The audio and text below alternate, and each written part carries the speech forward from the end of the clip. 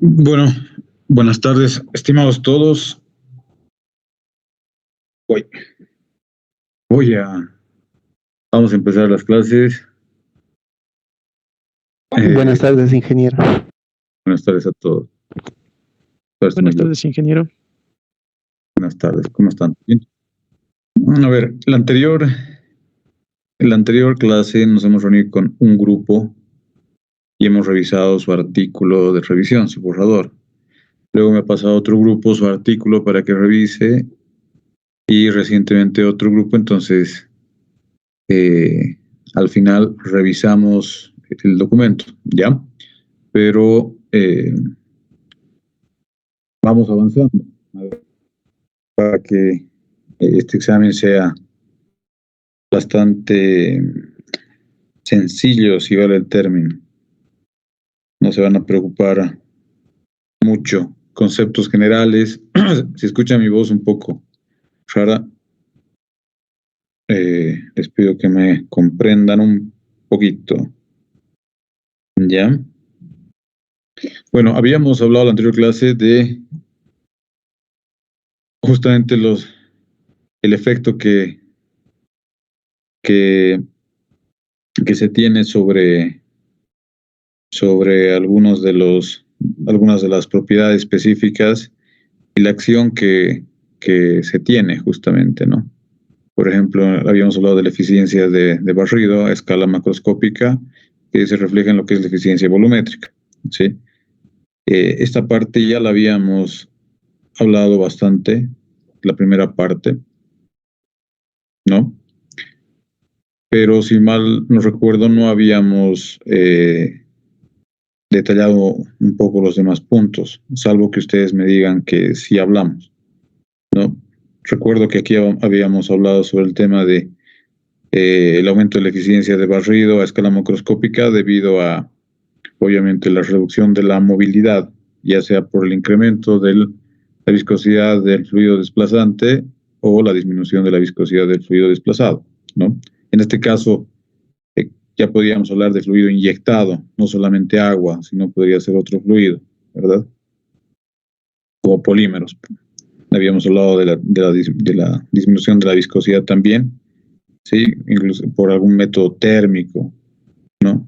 Perdón, la disminución de la viscosidad del petróleo crudo por un método térmico, ¿sí? En este caso, cycle steam o steam drive y combustión in situ, es decir, inyección de vapor y steam drive y cycle steam, que es la inyección de vapor cíclica, ¿no? Después habíamos hablado de la acción que tiene la recuperación mejorada sobre la eficiencia de desplazamiento a escala de poro, perdón. Ok, gracias. A escala de poro. ¿Y eso por qué? Fíjense acá, tenemos algo muy importante, la reducción de la tensión interfacial. ¿Sí? La reducción de la tensión interfacial entre el petróleo crudo y el fluido que se inyecta en el reservorio, que puede ser agua con polímeros, agua con surfactantes, ¿no? Cualquier fluido que se inyecte, ¿sí? Obviamente va a permitir que exista una mejora en la eficiencia de desplazamiento o lo que nosotros conocemos como eficiencia microscópica. ¿Ya? Entonces, este es un efecto muy importante, ¿no? La reducción de la tensión interfacial entre el fluido del reservorio, que en este caso es el petróleo crudo, y el fluido que se inyecta, ¿no? ¿Cómo? A través de invasión de surfactantes, ¿sí? Invasión de alcalis, ¿sí? También tenemos la inyección de miscibles, ¿no? Puede ser hidrocarburos o CO2 inclusive, ¿sí? Ahora, los alcalis, por si acaso, también alteran la mojabilidad de la roca, ¿no? Entonces, como se genera una modificación en la mojabilidad, se reducen el efecto de la fuerza capilar, de las fuerzas capilares, Entonces, como se reduce el efecto de las fuerzas capilares, también se tiene un efecto positivo sobre el desplazamiento microscópico. ¿Está bien? Y obviamente, estos dos elementos son interesantes, ¿no? Fuerzas capilares, mojabilidad y tensión interfacial. ¿Ya? Ahora, ¿cómo es esta gráfica que se utiliza, que utilizaron para dar el curso Total Professors del TPA de Total, ¿no? Acá señala using miscible displacing fluid, o el uso de un fluido desplazante miscible, ¿sí? Como CO2 o como surfactante. Pero en realidad, estos dos son los efectos, ¿no? Así como acá veíamos incremento de la viscosidad del agua o del fluido inyectado, agua con polímero, etcétera, y un decremento o disminución de la viscosidad del petróleo, ¿ya? Acá está el efecto sobre las propiedades de los fluidos. Fíjense acá, está el efecto sobre las propiedades del sistema roca-reservorio de fluidos, en este caso, propiedades del reservorio, mojabilidad, y tenemos la tensión interfacial. Entonces, estos dos son los efectos que se tienen acá. El cómo es a través del uso de fluidos que se inyectan, ¿no? Entonces, para que tengan cuidado en esta lámina. Obviamente, no es que esté mal, pero mejor es establecer acá cuáles son los efectos, ¿no? El cómo o el mecanismo, la herramienta, ya sabemos que es por la inyección, ¿no? En este caso, por ejemplo, acá dice incremento de la viscosidad del fluido inyectado. Pero en realidad, ¿cuál es el efecto como tal? ¿Qué es lo que permite mejorar la eficiencia de barrido? La eficiencia de barrido, como dijimos en su momento, se va a ver mejorada. ¿Por qué? Por un incremento, perdón, por una reducción de la relación de movilidades, ¿no? ¿Y cómo, a causa de qué se da esta reducción? A causa del incremento de la viscosidad del fluido inyectado, decremento del fluido desplazado, en este caso el petróleo crudo, ¿no? Entonces, ese es un elemento muy importante. ¿Ya? Entonces, acá ya tengan en claro que la reducción de la tensión interfacial y la por acción sobre la mojabilidad de la roca, ¿no? El efecto que se genera. ¿Por qué? Porque se reduce el efecto de las fuerzas capilares y porque también hay cambios, hay alteración de la mojabilidad, ¿ya? Entonces, esos elementos son los más importantes, no se olviden. Eficiencia de barrido, eficiencia de desplazamiento o eficiencia microscópica, ¿ya? Eso es muy importante. Y después, la optimización de esto que ya habíamos hablado también, creo que gestión y monitoreo optimizados de reservorio a través de la mejora de la productividad de pozo, a una mejora o sea, una arquitectura de drenaje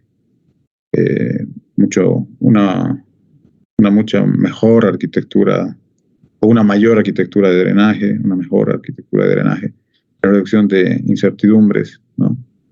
También permiten tener mayores beneficios por el incremento de la producción de petróleo crudo, ¿no? Pero aquí hay un tema. Esto de acá arriba es recuperación mejorada de petróleo, ¿no? Sí, esto sí es recuperación mejorada de petróleo. Pero estos proyectos, estas acciones que se realizan a cabo, estas actividades u operaciones, están más relacionadas a a lo que nosotros conocemos como IOR, ¿no? Entonces, eso para que quede claro. Ahora, creo que tampoco habíamos hablado de esta lámina, y es sumamente importante. ¿Por qué? Porque ya ustedes están terminando de preparar sus proyectos de grado, ¿no? Y algunos estudiantes o colegas presentan en pregrado y en pregrado y en posgrado respectivamente análisis sobre algunos proyectos de recuperación mejorada, sí, pero no consideran algunos elementos que son relevantes, ¿no? Por ejemplo, fíjense acá, ¿qué dice? Dice costo de petróleo incremental, ¿sí? Fíjense también acá tenemos la recuperación total, que está en función del porcentaje de el original oil in place o el petróleo original in situ, ¿sí? Aquí tenemos la acumulación como tal y el porcentaje de recuperación, ¿no? Porcentaje de recuperación de la acumulación total.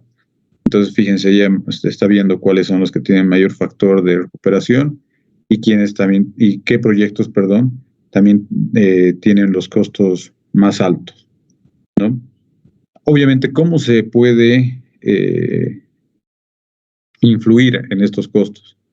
Es importante que después de que se haya realizado el screening o la visualización o la preselección del método, de cualquiera de estos métodos, en función de las características del reservorio, ya nosotros ya contemplemos a una escala mucho mayor, un análisis un poco más detallado, ¿no? El tema, como habíamos dicho anteriormente, de las facilidades. Por ejemplo, si nosotros tenemos que perforar más pozos, obviamente este costo va a ser mayor en relación a que nosotros adecuemos pozos productores que teníamos anteriormente y los volvamos en pozos inyectores, ¿no?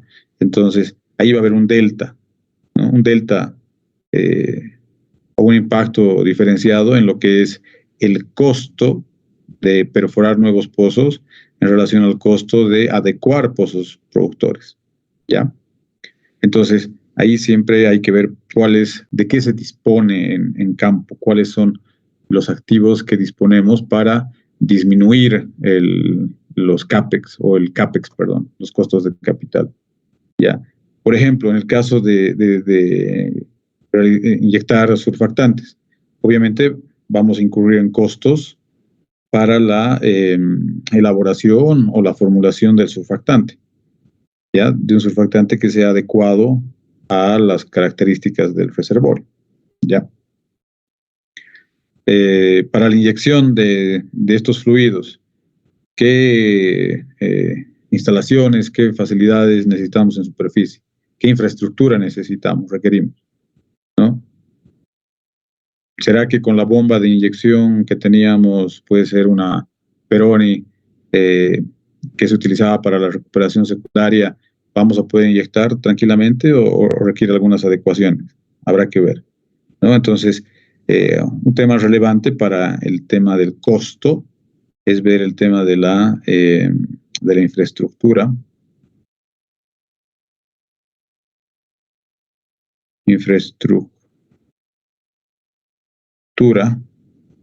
¿Ya? Después, ¿qué más? Fluido inyectar, obviamente, porque el costo varía en función del fluido a inyectar. Sí, después, cuando hablamos de infraestructura, estamos ya incorporando la cantidad de pozos que se requieren, tipo de pozos, ¿no? Tipo de instalación en superficie, bombas, etcétera. ¿Ya? Pero también hay un tema muy importante, ¿ya? En el tema del fluido, a veces se debe considerar, no a veces, siempre se debe considerar lo relacionado a la cadena de suministro, ¿ya? Cuando ustedes escuchen el tema de la cadena de suministro, tienen que entender que es obviamente está relacionado a la disponibilidad del fluido, ¿sí? Y al tema de la logística, ¿ya? Puede ser que el fluido esté disponible en otras partes del mundo, ¿no? a nivel mundial, pero ¿cuánto tarda en llegar el fluido? Por ejemplo, si se realiza un proyecto de recuperación mejorada con surfactantes a locación. En este caso, digamos, si estuviese realizándose en Monteagudo a Monteagudo, ¿cuánto tiempo? O la otra es, ¿existe la disponibilidad de elaborar el surfactante in situ? Entonces se tendrá que sopesar o hacer se tendrá que poner una balanza aquello. Generalmente las empresas que prestan el servicio que realizan la implementación de la recuperación mejorada son las que tienen las patentes y no las venden, o sea, no las dan como tal a la empresa operadora, ¿sí? No se olviden que como se terciariza el servicio, entonces la empresa solamente da el servicio, u otras dan el servicio y en este caso el bien. ¿Cuál sería el bien? Sería el producto, el surfactante. Entonces la empresa, no sé, en este caso podría ser, Schlumberger, que realice un proyecto a nivel de campo, ¿no? Y ellos hayan adquirido o tengan la patente de un fluido. Entonces, ellos lo implementan. Pero, por ejemplo, Repsol, que es la empresa que opera Monteagudo, no va a tener la posibilidad de elaborar este surfactante, porque este fluido, la composición de ese fluido ya está patentado, ¿no? Entonces tendría que pagar un fee sobre lo que use. Entonces ese tema es muy importante, ¿no?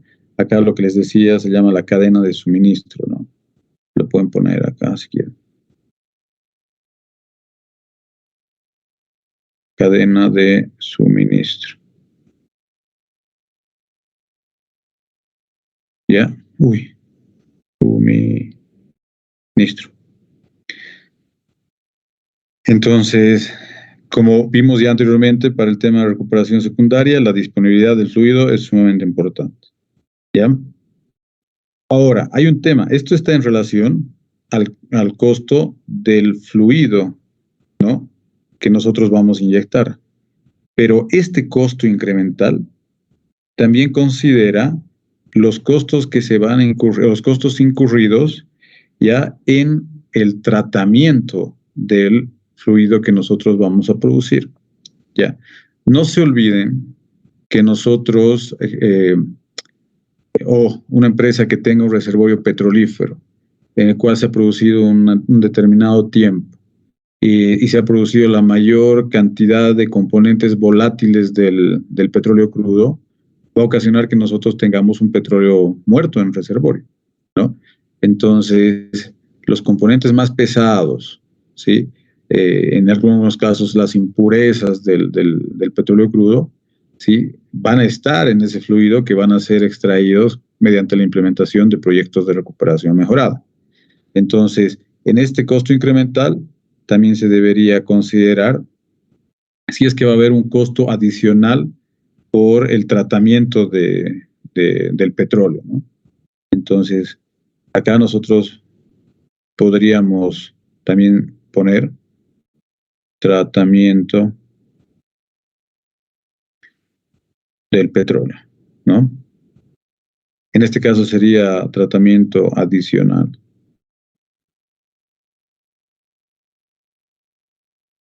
¿Está bien? Puede que no sea necesario, pero en el caso de que sí se requiera, obviamente esto va a incidir en el costo incremental. ¿Ya? Después, obviamente, también hay algunos costos relacionados a la disposición del fluido, ¿no? Por ejemplo, si nosotros vemos de que existen impurezas como dióxido de carbono, digamos, ¿no? O azufre, tenemos que debemos implementar un proceso, un proyecto para disposición de esos elementos que son nocivos para el medio ambiente. Entonces, va a haber un costo adicional por ese proceso de disposición.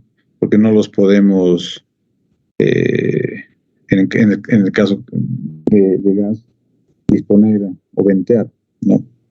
Aunque en algunos casos lo hacía, ¿no? Bueno, después, en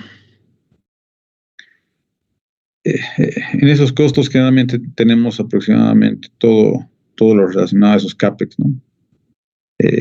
Lo vamos a poner acá, perdón. Lo vamos a poner como CAPEX.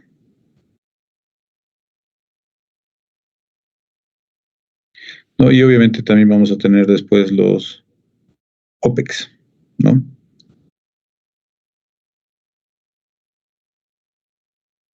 Entonces, ya con estos OPEX, nosotros acá vamos a incurrir en costos de mantenimiento, ¿no? Van a ser acá gastos de mantenimiento y la operación per se.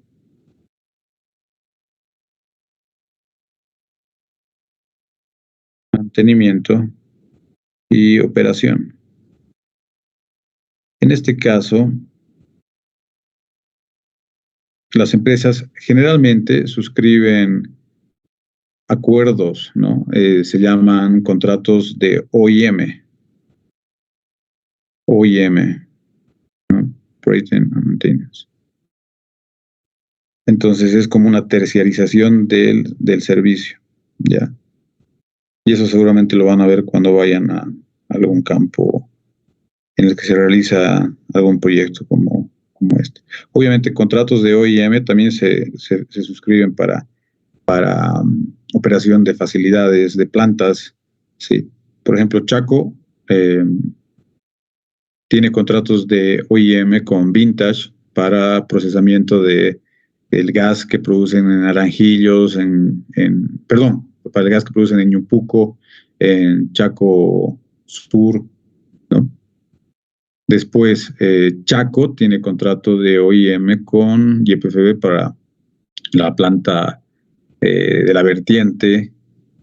Después, a ver, creo que también Repsol tiene para un ramal un porcentaje. No, tenía cuando había buena producción para enviar 1 millón de metros cúbicos a la planta de Petrobras, a Sábalo, si mal no recuerdo.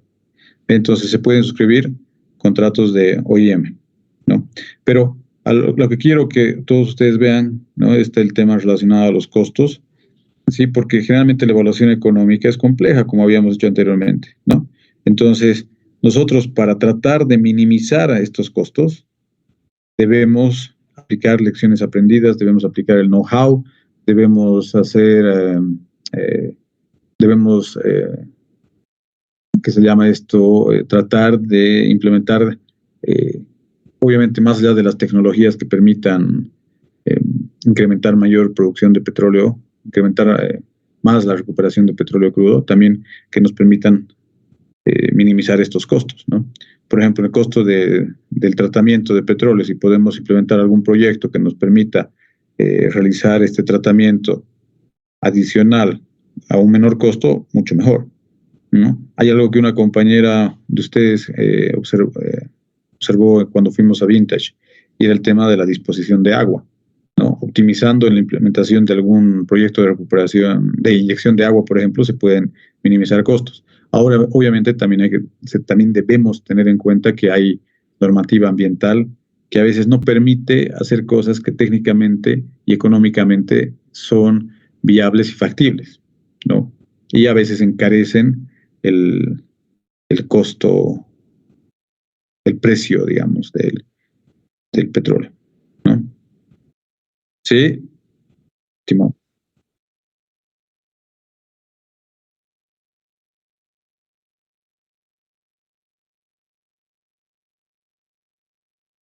No, depende del análisis, estimado Jorge. Ya, estimado Jorge. Sí, gracias por la pregunta. Sí, significa operación y mantenimiento, ¿ya? Obviamente está también por las siglas en inglés, que es Operating and Maintenance, ¿no? Pero igual es operación y mantenimiento, ¿no? Entonces, a ver, a lo que me voy es, generalmente, cuando uno suscribe un contrato de OIM, que es un tipo de contrato que se puede suscribir. Ojo, no es un contrato de los que se tienen para upstream, porque los contratos de upstream implican exploración y explotación, ¿verdad?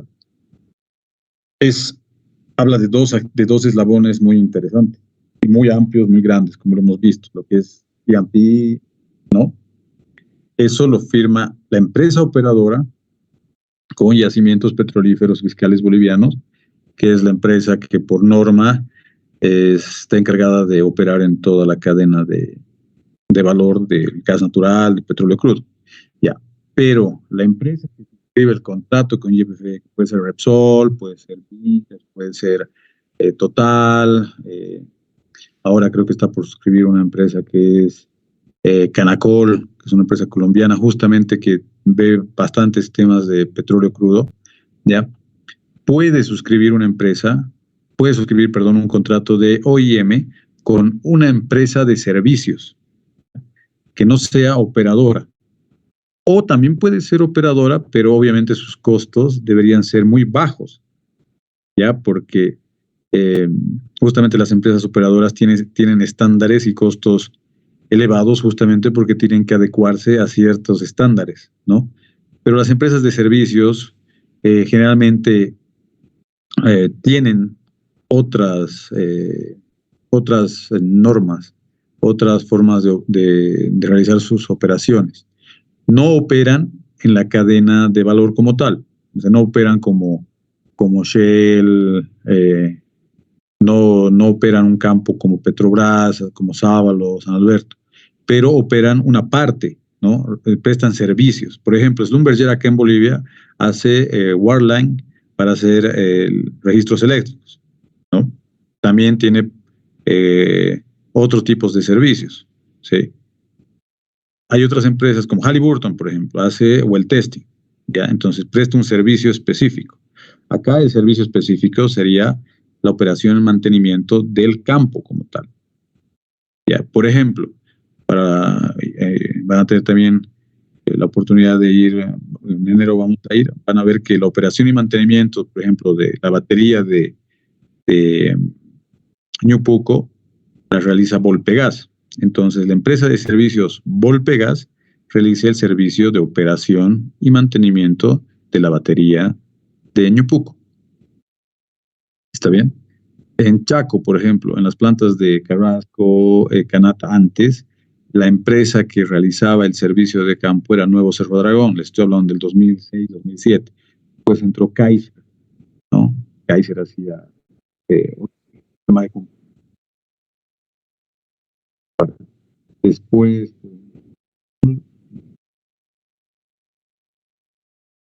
Había otro, un ingeniero.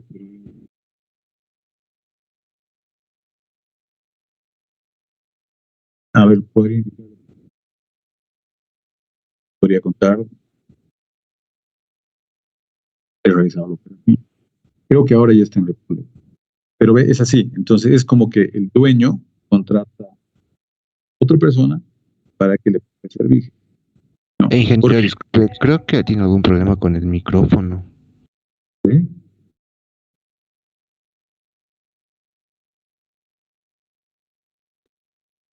A ver, denme un segundito, por favor. Ahí me... Hola, hola. Hola, ¿me escuchan?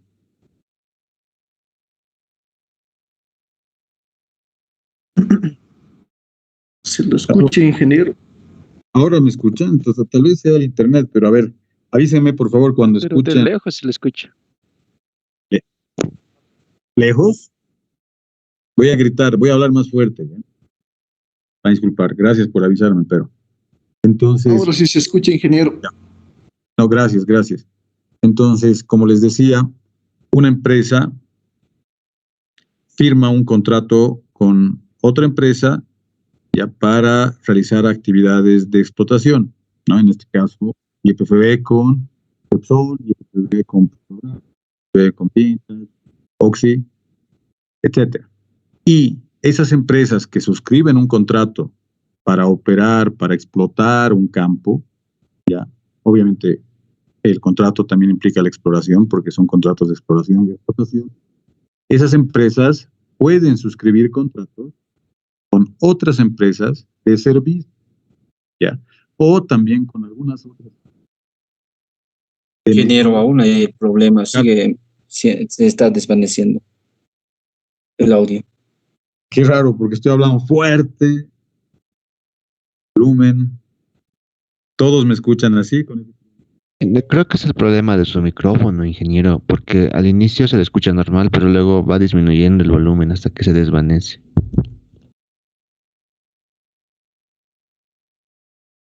Pero yo no estoy con la Xbox, perdón, con la laptop directamente.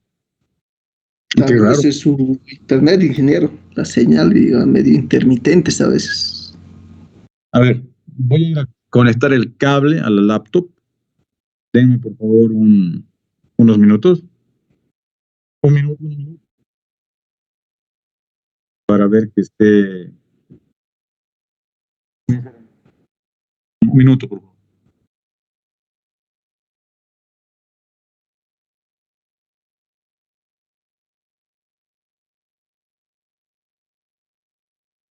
Hola. Se le escucha bien, ingeniero. Sí, ingeniero, se Ahora escucha. sí se escucha, ingeniero. Ahora sí me escuchan bien. Sí, ingeniero, ya se lo escucha bien. Perfecto. Muchas gracias. Ahora sí, a ver, ya vamos.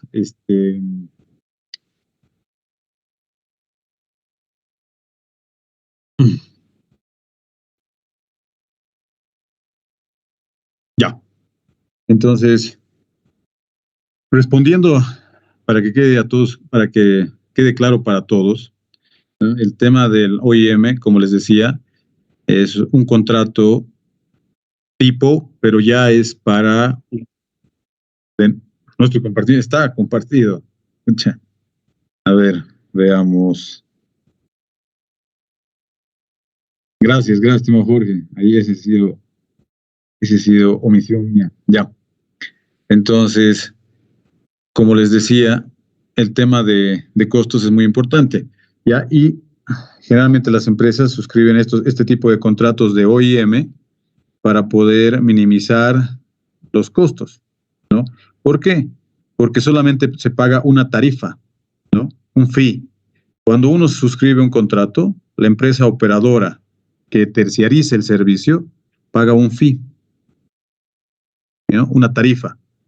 Esta tarifa se establece en el contrato, entonces se dice que, por ejemplo, por dar un ejemplo, ¿ya? La empresa Repsol o la empresa, no sé, Patito, le dice a la empresa X, que es la que va a proveer uno de estos servicios, o sea, va a ejecutar uno de los proyectos, va a inyectar un fluido, surfactante, un polímero, le dice que por barril de petróleo producido le va a pagar un fee, ¿no? O también le puede decir, ¿sabes qué? Yo te voy a pagar un fee de, no sé, $10 por barril, por lo que tú vas a realizar las operaciones, vas a implementar el proceso de recuperación mejorada mediante químicos. Ya, perfecto. Entonces, la empresa como tal, la empresa que opera el campo, le paga esos $10. Estoy dando valores por dar valores. Ya no es un costo que esté establecido y demás. ¿Por qué? Porque generalmente los costos costos incurridos para la implementación de procesos de recuperación mejorada, oscilan entre 10 hasta $50, ¿no? Fíjense acá, está 10 aproximadamente, bueno, por debajo de 10 está la recuperación con microorganismos, pero fíjense, oscila entre 10 y $50. Últimamente ya ha bajado un poco de lo que estaba investigando, ya porque acá en Bolivia el único que se ha aplicado, pero a pequeña escala, ha sido en Monteagudo, surfactantes como tal, ya, está por acá, ¿no? Ya no es hasta 50, sino hay un rango de 10 y 40. Entonces, como les digo, la empresa paga. Por ejemplo, a ver, otro ejemplo les voy a dar. Si un pozo se carga de líquido, y eso lo hemos visto en campo, ya con algunos compañeros, estudiantes. Si un pozo se carga de líquido, la empresa operadora contrata ya a otra empresa para que le preste el servicio de alivianamiento de la columna, ¿no? Para alivianar la carga de líquido. Entonces puede implementar varillas hartas de velocidad o, como hemos visto ahora, las famosas velas, unas velitas que se mandan al fondo, que son más o menos similares a los surfactantes. Pero no es recuperación mejorada. Lo que está haciendo es bajar un producto, ¿no?, dentro del pozo que por la acción que va a generar en el fondo de pozo, ocasiona que ese condensado y el agua, ese líquido que se tiene acumulado en el fondo de pozo, se aliviane y el gas, por la velocidad crítica que tiene, suba todo el líquido, ¿no? Y eso es lo que en forma de slags, sube el líquido en forma de slags, entonces el pozo se va descargando, ¿ya? Lo mismo, pero ya a nivel de reservorio se puede hacer con lo que conocemos como recuperación mejorada. ¿Cuál es la ventaja y la diferencia a la vez?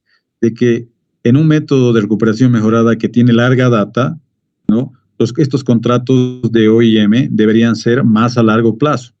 Entonces, no da lo mismo firmar un contrato de OIM para operar un año que para operar 5 años, ¿ya? Porque la empresa que va a operar y va a hacer el mantenimiento de las facilidades, de la infraestructura, va a formular el fluido, se va a encargar de asegurar la cadena de suministro y realizar el tratamiento de petróleo adicional, se va a encargar de optimizar los costos relacionados a OIM, ¿sí?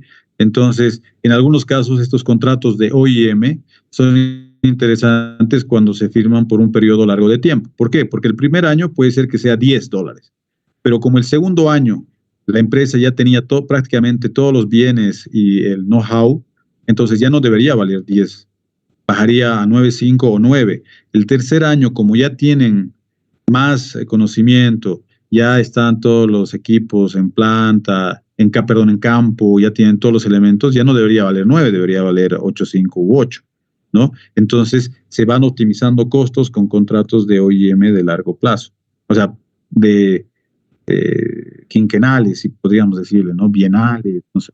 Pero obviamente es mucho mejor que firmar contratos de un año, de OIM de un año o 2 años solamente, ¿no?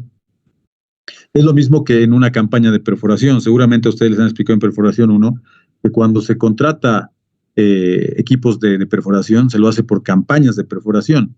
Sale mucho más económico y es más óptimo desde el punto de vista financiero contratar una empresa para que le perfore varios pozos, ¿no? ¿Por qué? Porque en un contrato macro o marco se establece los costos que se llama esto DIM, ¿no? De desmontaje, montaje, DTM, perdón, desmontaje, traslado, montaje. El tema el taladro, los equipos, las herramientas tipo A, tipo B, tipo C que se van a correr en el pozo, etcétera, ¿no? No es lo mismo ese tipo de contrato marco que la empresa contrate a una empresa de servicios como Marley, como San Antonio, LS, etcétera, para que perfore un pozo, ¿no? No es lo mismo. Obviamente también hay que ver el tipo de pozo que se va a perforar. No es lo mismo perforar un pozo en el sur, en la parte de Piedemonte, como Chaco Sur, donde un pozo se perfora en 40 días, que perforar un pozo en el sur, en el subandino, como Margarita, Iñiguazu, digamos, como Caipipén, Iñiguazu, en el que se perfora en 1 año y 4 meses, digamos. No es lo mismo. Entonces, hay que considerar todos estos elementos, ¿ya? Y el tiempo, el cronograma de actividades que se va a realizar para ver cuál es el costo, cuál es la incidencia del CAPEX, del OPEX en los costos finales, ¿no? En este caso, en el costo de petróleo incremental, ¿ya? He tratado de utilizar analogías de actividades que ustedes conocen mejor, que a veces les llama más la atención, ¿ya? Ahora, ¿cuál es la diferencia que se tiene, aparte del tema de la implementación? ¿ya? Aparte del tiempo, perdón, porque obviamente estos costos se dan en un determinado intervalo de tiempo, ¿no? Acá esto es para un determinado tiempo, ¿no? Este plazo de implementación, este periodo de tiempo de implementación, obviamente va a incidir en el tema de la inversión, todo el CAPEX, los costos de operación y por ende también en el retorno o en la utilidad, ¿ya? ¿Por qué? Porque justamente la implementación de un proyecto de este tipo requiere de un proyecto de cualquiera de estos procesos de recuperación mejorada, ya requiere de tiempo para planearse, para implementarse, para desarrollarse, para mejorarse, ya.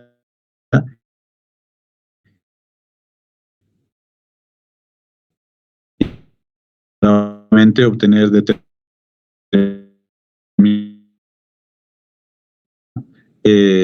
los proyectos, los procesos de recuperación mejorada generalmente requieren de grandes inversiones, ¿no? Obviamente esas grandes inversiones se reflejan en los costos incrementales.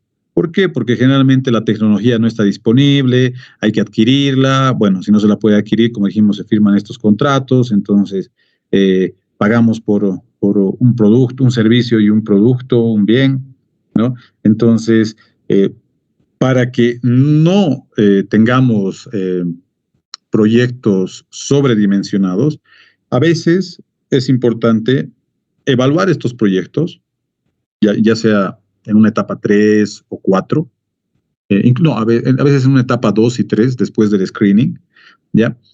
Considerando fracasos ya en las fases iniciales de la implementación.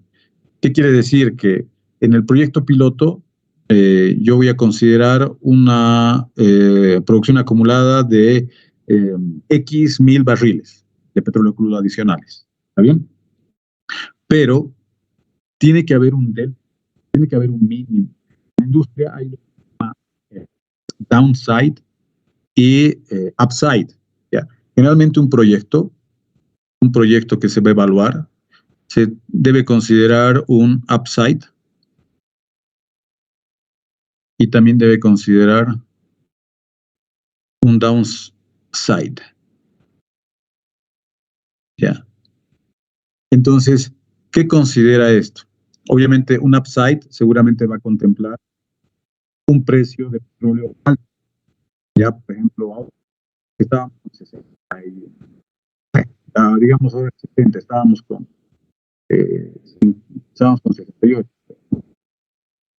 Entonces acá $70 por barril. Un downside va a contemplar un precio de $35 por barril. Entonces, obviamente, esto implica un TIR X, ¿no? Y esto implica un TIR Y. ¿Sí? El TIR X siempre va a ser mucho mayor que el TIR Y, ¿verdad? Pero no se olviden que para que nosotros obtengamos un TIR X, ¿sí? Para que nosotros...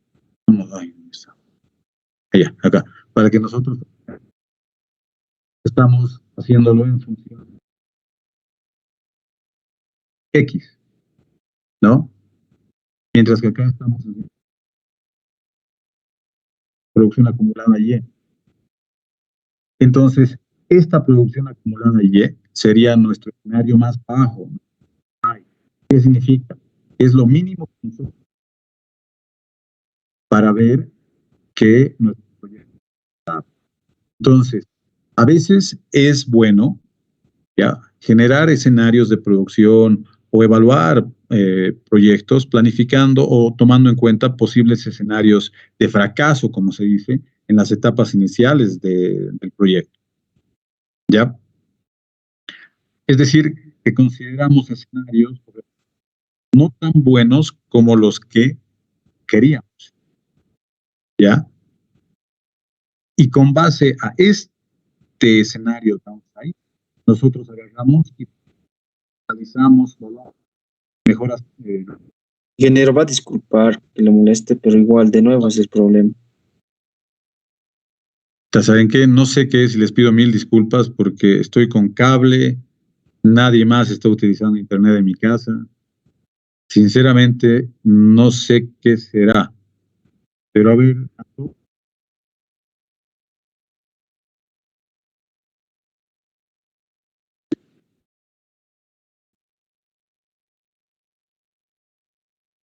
hola, hola.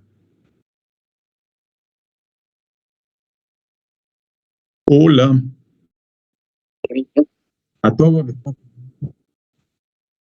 ¿Se lo escucha, ingeniero? Mucho se va su audio, ingeniero. Está hablando bien y luego se va bajito, bajito, bajito y no se le escucha. Luego otra vez fuerte y otra vez bajito, bajito, bajito, bajito y no se le escucha. Qué raro. Qué raro. Como les digo. Nadie está- Y eco. Ahora está peor.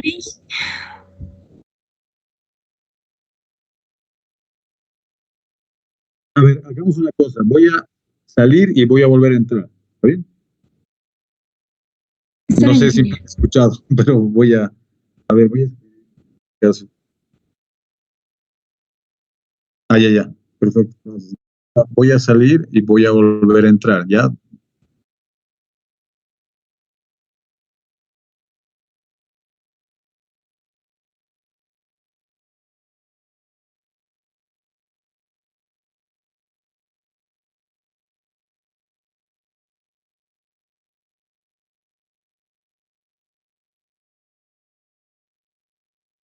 El impacto que quisiera que tenga.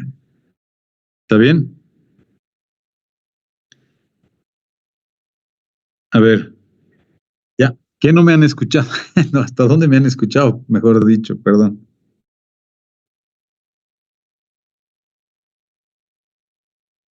Ya, bueno, a ver, entonces, como les decía acá, generalmente es bueno planificar proyectos considerando escenarios buenos y escenarios bajos, ¿no? Upside, downside, cada un normal.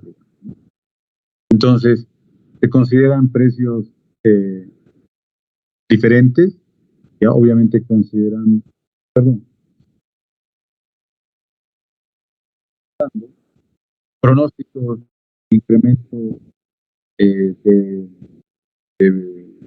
producción resultantes de Ingeniero, yo lo escucho de la misma manera que hace rato, ingeniero. ya. Mm, no puedo hacer nada. Discúlpeme, ya he movido todo lo que estaba a mi alcance para hoy. Y es la primera vez que tenemos este problema, ¿no? Ingeniero, ¿está con audífonos? Tal vez son No, los audífonos. no estoy con audífonos, porque la anterior vez escuchaban como nieve en los audífonos y por eso me quité los audífonos. Entonces, no sé por eso qué puede ser. A ver. Mm,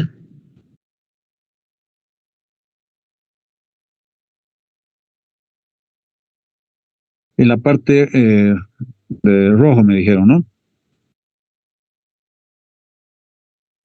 Sí, Sí, ya, ingeniero. perfecto. Ya, entonces, como les decía, voy a agarrar mi celular ahí. Entonces, como les decía, eh, se trata de evaluar estos proyectos en escenarios altos, bajos y un escenario normal. El escenario alto generalmente en la industria se conoce como upside, en el escenario bajo como downside. Considera diferentes valores, diferentes precios y diferentes pronósticos o escenarios de producción. ¿Ya?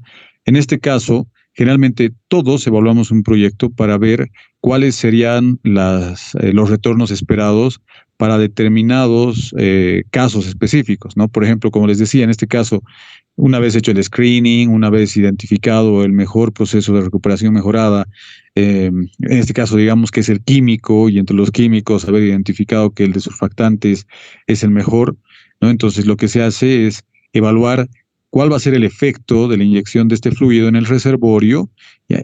Y en cuánto va a redituar el incremento de producción, ¿no? Entonces, nosotros lo que hacemos es estimar estos retornos, ¿no? Como les decía, un TIR de X, un TIR de Y, obviamente Y va a ser mucho menor a X, ¿no?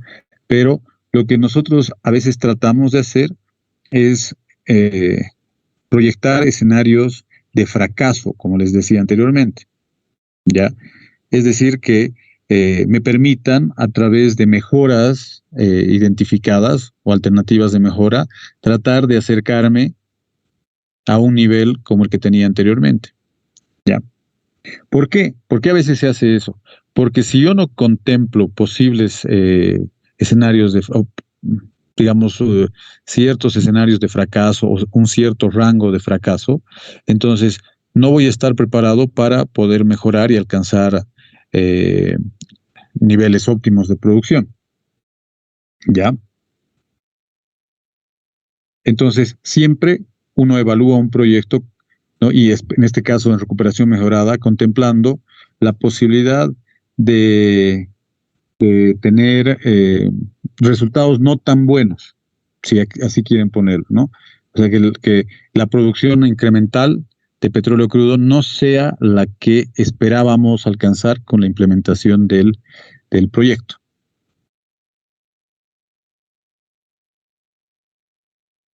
¿Está bien?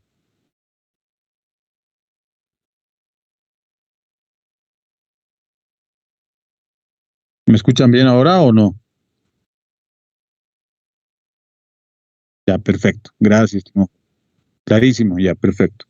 Sí. Entonces, obviamente acá hay un tema que es importante y acá se me pasó el tema de la tecnología, ¿no?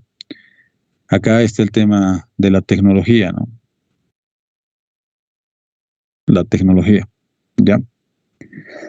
Ahora, hay un tema que es muy importante y les quiero transmitir y también hacer una consulta. Ahora que el precio está en un nivel relativamente interesante, ¿ustedes consideran que es más viable, más factible implementar proyectos de recuperación mejorada a nivel mundial o da lo mismo que en un escenario de precios bajos y altos? Entre más alto sea el precio del mercado, es Ahora mejor, sí. ingeniero. A ver, un segundo. No he escuchado nada ahora. Voy a poner mi altavoz. Ya, un segundito. No, pues ahí va a sonar feo, ya. A ver, ¿quién se anima a responder?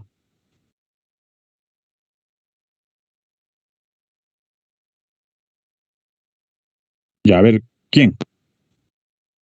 Dije, entre más el costo de mercado sea más alto del petróleo, va a ser mejor, más factible aplicar recuperación mejorada. Está bien. Estimado Néstor, ¿tú? Sí, sí, ingeniero. Ya, perfecto. Entonces, sí, a ver.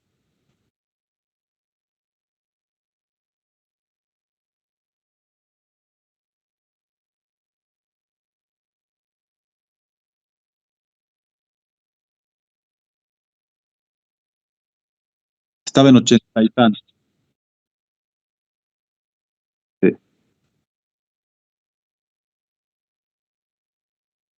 Ya, pero a ver, vamos con la consulta. Lo que dijo estimado Néstor está muy bien y también lo que tú dices, estimado Jorge, también tiene mucho de cierto.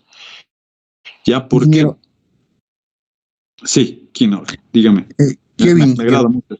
Estimado Kevin, dime. eh, bueno, a nivel mundial sí estaría bien, ¿no, ingeniero? Teniendo los precios de ahora, pero también tenemos que tomar en cuenta que a nivel nacional es, pues, no es rentable, ¿no? Porque el Estado va a pagar, digamos, alrededor del 24 o 27 dólares por barril, y esto hace que no sea rentable, digamos, a nivel nacional. Entonces, por eso que también que las empresas extranjeras que están operando actualmente dejen de lado el petróleo y más se enfoquen en el gas, ¿no? Para el país. Entonces, eso Ya. sería un punto a tomar muy en cuenta. A lo que tengo entendido, a partir de esos 24 o 27 dólares, como tenía entendido un estándar, digamos, de lo que va a pagar el Estado, se tiene que sacar un porcentaje para la empresa, un porcentaje para el mismo Estado, ¿no? Porque también es parte, es accionario, por así decirlo, de un porcentaje de lo que está saliendo de adentro, ¿no? Entonces, con todo eso, haciendo los cálculos, yo lo veo, digamos, muy, no es rentable, no sería rentable hacer el proceso. Te agradezco mucho, estimado Kevin, y los tres tienen mucha razón en todo lo que han dicho. Entonces, es importante. A nivel mundial, para ir por partes, a nivel mundial, si el costo incremental, el costo de producir un barril incremental de petróleo crudo proveniente de recuperación mejorada, está en el orden de $30, por ejemplo, ¿ya? Y el costo del WTI ahora o del Brent están alrededor de 70, hay un delta, ¿verdad?, de aproximadamente $40. Entonces, obviamente, haciendo un análisis así bien general, se podría implementar tranquilamente. Obviamente, ahí entra también lo que decía, creo que estimado Jorge, decía que antes sí, cuando estaba en 80 y algo y demás, claro, porque el TIR iba a ser mucho mayor. Entonces, fíjense, estábamos hablando de un escenario mucho mejor, no de 70, sino de 85, pero el TIR hubiese sido mucho, mucho mejor que que en la actualidad es todavía rentable, ¿no? No se olviden que TIRs positivos y mientras más altos hay mayor, se recupera la inversión en menor periodo de tiempo. Entonces, ahí a nivel mundial ese es el panorama, ¿no? Mientras más alto es el precio del petróleo, ¿ya?, mayor posibilidad de implementar la mayor cantidad de procesos de recuperación mejorada acordes a un determinado tipo de reservorio, ¿ya?, que en un escenario de precios bajos podría estar restringido para un determinado proceso que quizás no sea tan eficiente. Por ejemplo, les doy un dato. La recuperación térmica mediante inyección de vapor es generalmente la que más se implementa. ¿Por qué? Porque los costos no son tan elevados en relación a los otros que necesitan formulación de fluidos especiales, ¿no?, como los químicos. Pero la eficiencia no es tan alta, ¿no? Entonces, como el costo es más bajo del cíclico, perdón, de la inyección de vapor, ¿no? Entonces, obviamente, si el precio internacional no está muy alto, es lo que se puede implementar. Más allá de que la eficiencia no sea la mejor y nosotros vayamos a obtener una producción acumulada baja, ¿no? Pero es lo que nos permite el mercado, ¿no? Entonces ahí entra lo que decía alguno de sus compañeros, creo que era ya de Néstor, ¿no? Y después entró Kevin. En Bolivia se paga un precio de petróleo crudo en Bolivia de $27.11 el barril. ¿Sí? Pero obviamente este es el precio del petróleo en Bolivia, ¿ya? Pero en el punto de fiscalización. Después está el tema de que se tiene que pagar regalías IDH, que es el 50% aproximadamente. Entonces, no es que entra líquido estos 27.11, ¿no? Además, ese es un tema. Pero hay algo interesante. Ahí tenemos un incentivo. Y creo que recién hace una semana han modificado un decreto supremo, ¿no? Y para campos en explotación, el incentivo es de $30 por barril. Obviamente aquí tienen que verificarse el cumplimiento de requisitos, el cumplimiento de plazos, etcétera, ¿no? Y esto es en un campo en explotación, ¿no? En un campo en producción, en un área en explotación. Pero si se descubriese un campo petrolífero, si se descubre un campo petrolífero, digamos, en zona no tradicional, el incentivo va, está entre 35 y $55 el barril.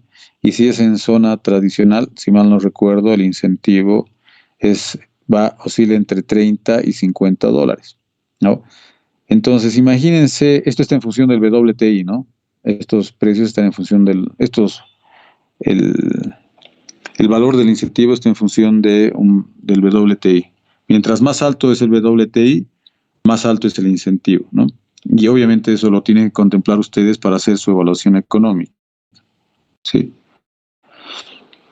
Entonces, acá en Bolivia, ahorita, solamente serían factibles económicamente, más allá de que sean viables técnicamente, los procesos de recuperación mejorada que requieran o que tengan asociados costos bajos.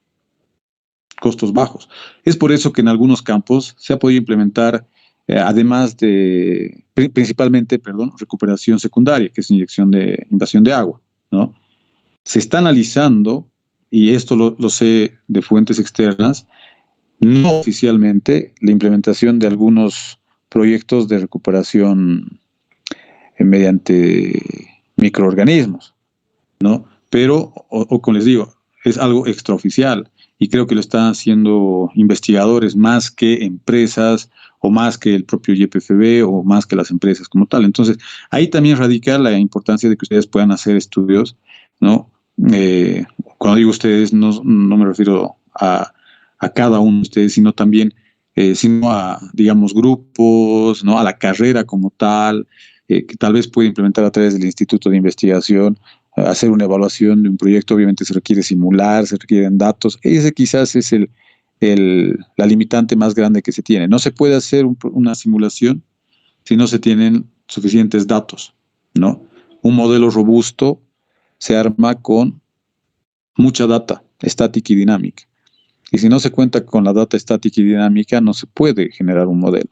Y si no se tiene un modelo, no se pueden simular escenarios y por ende no se puede evaluar un proyecto de este tipo, ¿no? Pero entonces ahí entra algo que es muy importante y es el tema de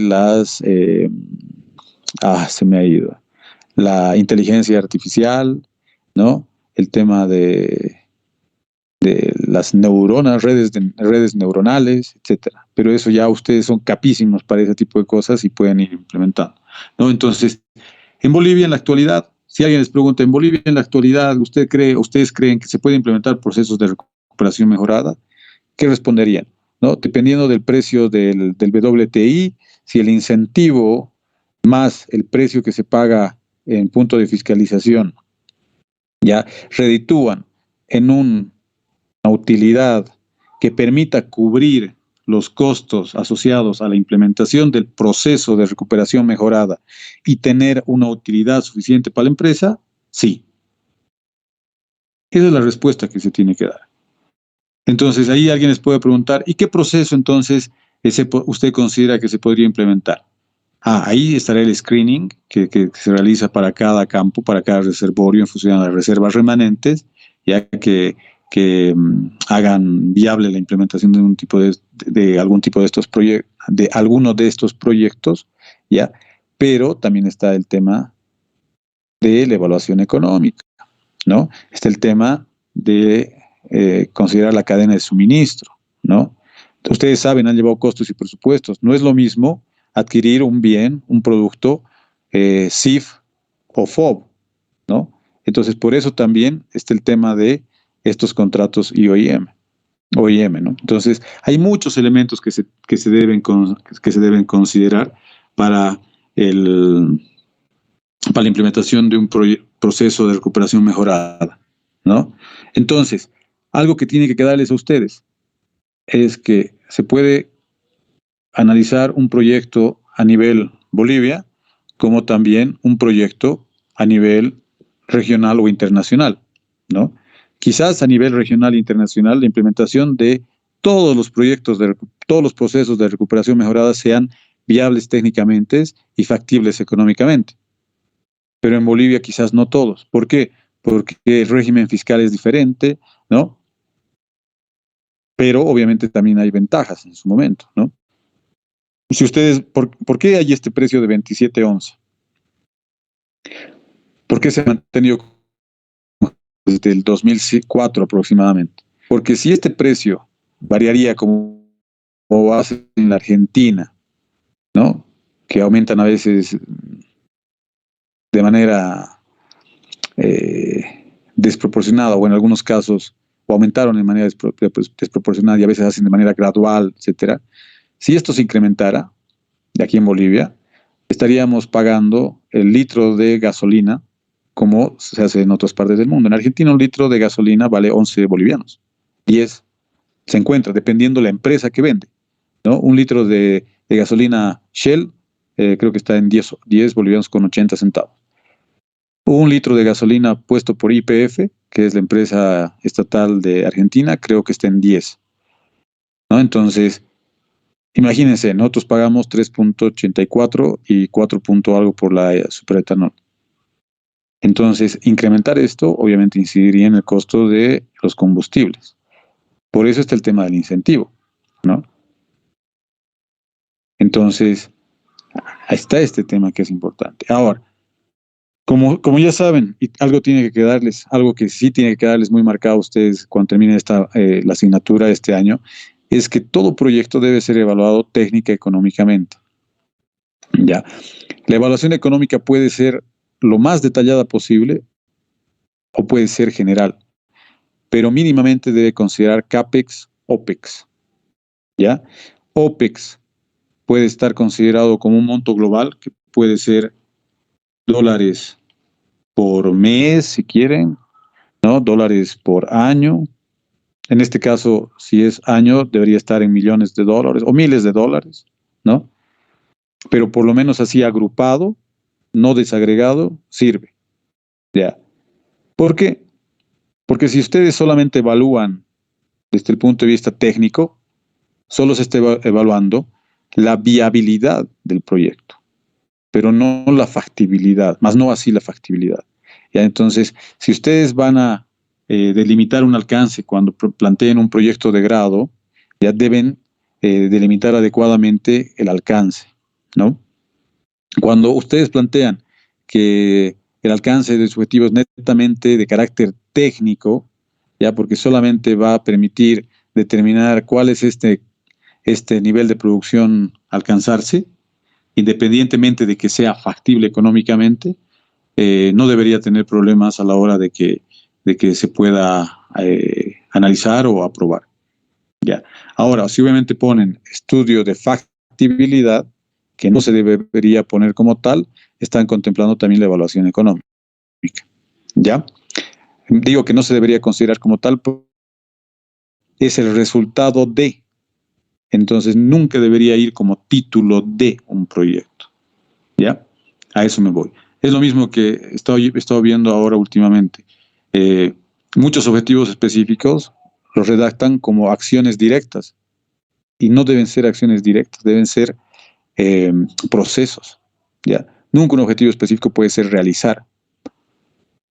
Entonces, de la misma forma, cuando nosotros analicemos procesos de recuperación mejorada, ¿sí? Si bien hacemos un screening y con la cantidad de información que tenemos disponible después de cierto tiempo podemos realizar el análisis técnico, ¿ya? Y vemos la viabilidad técnica, ya, perfecto. Pero tratemos de ingresar a la evaluación económica dependiendo del nivel de desagregación al que podamos llegar. ¿Para qué? Para ver la factibilidad económica. ¿Por qué?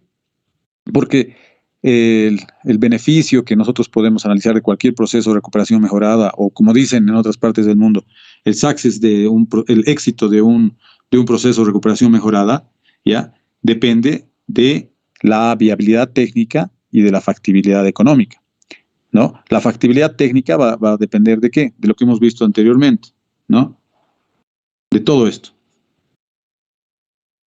Sí, hemos visto de la compatibilidad que tenga el fluido a ser inyectado con el fluido que tenemos dentro del reservorio, ¿sí? Con el mismo reservorio, ¿sí? Las eficiencias de desplazamiento, la eficiencia de desplazamiento o el efecto que tenga sobre la eficiencia de desplazamiento, el efecto que tenga sobre la eficiencia de barrido, ¿sí? Pero también se debe considerar que la disponibilidad de los fluidos a ser inyectados, ¿no? La infraestructura, la tecnología, la cadena de suministro. ¿Por qué? Porque todo esto incide en los costos. Entonces, es importante aquello. ¿Por qué? Porque son proyectos de larga data, como les he dicho, y no porque ya se ha implementado en una etapa de recuperación terciaria, digamos, después de que se ha implementado la recuperación primaria y secundaria, ya no implica que no tenga riesgos. Hay riesgos, ¿sí? ¿Por qué? Porque esos riesgos están asociados no solo a la parte técnica que está asociada al tema de la interacción que puede existir entre los fluidos y la roca reservorio, sino también al tema de los precios, ¿no? Por eso es que se hace un análisis downside. ¿Está bien? No olviden que estos costos son más altos que el costo de producir un barril de petróleo crudo en etapa de recuperación primaria. Por eso también es importante poder evaluar el proyecto, como les decía. ¿Ya? Si no hay ninguna pregunta, vamos a entrar. Pero creo que no les he dicho el valor, el costo. Así les dije, ¿no? Que estaba rondando entre 10 y $40, ¿cierto? ¿O no? Sí,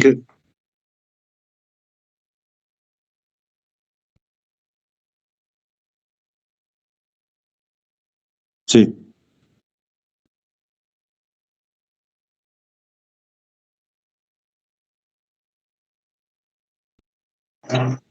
Pero claro, sí, por ejemplo, en Pozo, por ejemplo, el control de sólidos lo realiza Halliburton, ¿no? Es la misma empresa que realiza todo el servicio de ingeniería de lodos, es el que ve el tema de control de sólidos. Bueno, por ejemplo, eso es lo que tratan de hacer en algunas empresas para optimizar costos.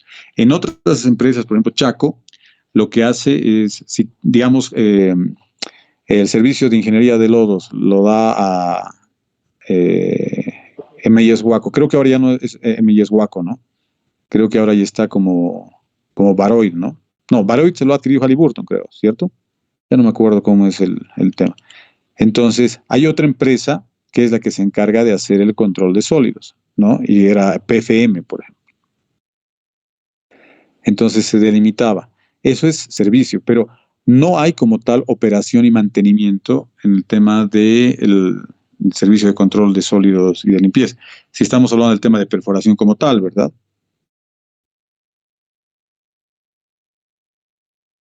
Estimado Jorge, sí, ¿no?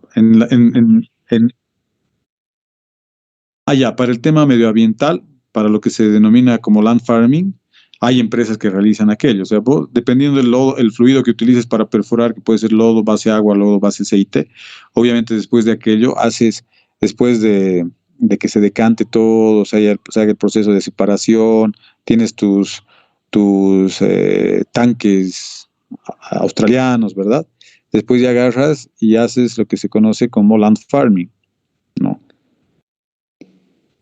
Que es el tema de ya para toda la parte sólida del lodo, la mezclas en proporciones. Eso es lo que yo le decía a un colega en el campo y me dijo que sí, todavía se mantiene en relación de 1:3, ¿no? Para la mezcla, tierra y la parte sólida del lodo. Pero como te digo, ahí no son tanto servicios de OIM, porque ellos no realizan la operación como tal, no operan un activo, ¿no? El de OIM es porque está relacionado a que la empresa entra al campo, ¿ya? Y va a operar algunos equipos, sean rotativos, sean estacionarios, sea realizar la supervisión, ¿no? O la operación como tal, que tenga operadores de planta que vayan a medir el volumen que se tiene en el separado, en el tren de separación, a purgar líquidos, a medir las variables de operación, ¿no? En perforación, ellos se encargan de brindar un servicio como tal, que no está relacionado con la operación, sino con la ejecución de una operación, con la ejecución o relacionada a una herramienta como tal, ¿no? O un servicio como el de lodos, por ejemplo. Ellos te brindan un lodo para que tú realices la operación de perforación. Entonces no se suscribe un contrato de OIM per se, sino es un contrato de servicios específicos. Contrato de servicios. La empresa Patito contrata a la empresa Halliburton para que le brinde el servicio de well testing, lodos, etcétera. Contrata a la empresa de Schlumberger para que le brinde el servicio de registro de logging, o sea, registros eléctricos. Sí, contrata a la empresa, y para herramientas direccionales, ¿no? Para Power Drive, etcétera. Contrata a la empresa Intergas para que le realice el servicio de mat logging, ¿no? Contrata a la empresa San Antonio para que le provee el taladro de perforación y algunas herramientas. Pero el que sigue decidiendo qué es lo que se hace y no se hace en campo es el company man, y el company man es de la empresa operadora.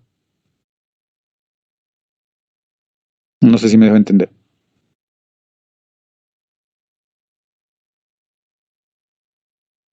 Ya, perfecto. En planta es diferente, como te digo, si hay un contrato de OIM, ya la empresa operadora que contrata o terciariza el servicio, o que contrata a otra empresa para que le haga el servicio de OIM, ya tiene su supervisor. En este caso se llama superintendente de planta. El superintendente de planta o superintendente de campo es el que toma las decisiones. Pero obviamente el encargado de la empresa de OIM es el que brinda todos los detalles y da toda la información para la toma de decisiones, ¿ya? No es el que toma la decisión como tal, pero es el que genera la información a partir de su servicio de OIM. ¿Está bien? Ya, perfecto.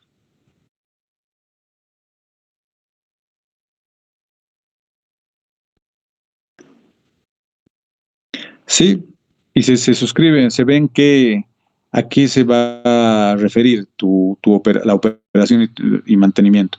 Tengo por ahí algunos contratos de OIM que se han suscrito, inclusive hay algunos acuerdos de uso de facilidades, se llama, ¿no? Pero eso es otra cosa que tal vez cuando ustedes quieran les explico, eso es otro tema. Entonces, son cosas diferentes, aplican para determinadas actividades de la cadena, ¿no? Y últimamente ha dado buenos resultados para algunas empresas firmar servicios de OIM, ¿no? Contratos de OIM. Económicamente, para la empresa operadora sería mucho más interesante operar todo, ¿no? Poder que la empresa, por ejemplo, Patito, tenga su unidad de recuperación mejorada. Ah, perfecto. Entonces, si la empresa Patito tiene su unidad, se llama su unidad de negocio relacionada a recuperación mejorada, ya no va a tener que contratar a ninguna empresa para que le haga la operación y el mantenimiento. Tendrá que contratar a otras empresitas que le vayan a brindar servicios menores, ¿no? Porque por ahí esa unidad de negocio ya tiene tiene el expertise, el know-how para poder formular productos, ¿no? Como es el caso de Vaca Muerta, no sé si han escuchado recientemente. Vaca Muerta, por ejemplo, lo que ha hecho es importar la tecnología, el know-how de Estados Unidos. Y el costo era elevado anteriormente. Estábamos hablando de $10 por BOE aproximadamente. Ahora estaba en 4, 3 creo en algunos casos. ¿Por qué? Porque han generado su propia tecnología para algunas áreas de conocimiento y para algunos servicios de pozo, ¿no? Entonces, YPF como empresa como tal, creo que ya está con la capacidad de poder desenvolverse en algunas áreas. Sería excelente acá, por ejemplo, que YPFB pueda tener en su gerencia de exploración y explotación una unidad de recuperación mejorada o de reactivación de campos maduros, de reactivación de campos cerrados, ¿no? Incremento de producción en campos maduros, en la que puedan trabajar jóvenes profesionales, ingenieros petroleros, con expertos obviamente, que puedan implementar este tipo de proyectos, analizar para cada caso específico. Pero no hay todavía eso. ¿no? Entonces, y lo mismo, antes YPF tenía taladros, lamentablemente se lo regaló, creo que los taladros. Ahora tiene que contratar taladros porque los 3 que tiene no le satisfacen. O sea, no, creo que no son suficientes. Entonces, algo muy importante por eso, como acá estábamos hablando, es el tema de la tecnología, ¿no? Y la disponibilidad. Esto es muy importante, ¿no? Entonces, algo para que quede, ya, para resumir, el costo más o menos entre cuánto oscila. Les he dicho que, de acuerdo a lo que contemplo, entre 10 para lo que normalmente se suele hacer, aunque ya está bajando un poco, pero no sé este rango específico, este valor mínimo del rango, ya porque hay distintos valores que dan en los papers, pero generalmente, por lo que se conoce, ya estaríamos como límite, como valor máximo, estaríamos un poco más de los $40 en relación a los $50 que se tenían anteriormente. Ya, pero ojo que esto también está en función, como les decía, de el tema de la disponibilidad del fluido, ¿no? En otras partes, por ejemplo, algunos fluidos, como la inyección de CO2, ¿sí? Por el tema de que no existe en la cantidad suficiente, está más o menos por acá. ¿Ya? Entonces, ¿cuál sería más o menos el rango para CO2? Para CO2 yo me animaría a decir que podría estar entre un 10, ¿no? Y un $70, ¿no? Ese sería el rango del costo de un barril de petróleo crudo que se recupera a partir de la inyección de CO2. ¿Está bien? Para el térmico. Para el térmico yo me animaría a decir que podríamos encontrar entre 15, dependiendo también, ¿no? Como les decía, la curva de aprendizaje, know-how, todo aquello. Entre 15 y quizás en otros países en los que no está la tecnología muy avanzada, igual entre 70, no sé, tal vez 75, un poco más, ¿no? Pero en general, podríamos decir que está entre 10 y 40 o 50, digamos, ¿no? ¿Está bien? Bueno, ahora, si no hay más preguntas, podemos pasar a lo que es la recuperación mejorada, la implementación de procesos térmicos per se, ya que en algunos casos directamente algunos lo asocian como métodos para recuperación de petróleos crudos, recuperación de petróleo pesado, ¿sí? O petróleo viscoso, ya. Pero ¿por qué se tienen los métodos, los procesos térmicos? ¿Por qué se tienen los procesos térmicos como tal? ¿Por qué? Fíjense, acá tenemos inyección de vapor. Obviamente estamos hablando de que es vapor de agua, ¿no? Y acá tenemos un proceso de combustión in situ, o sea, hay un proceso de combustión dentro del reservorio. Entonces, estos procesos, ¿no? Porque en realidad es un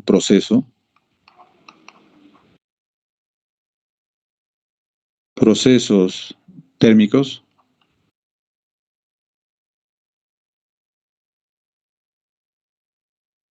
¿en qué se basan? Fíjense, ¿cuál es la base para su implementación?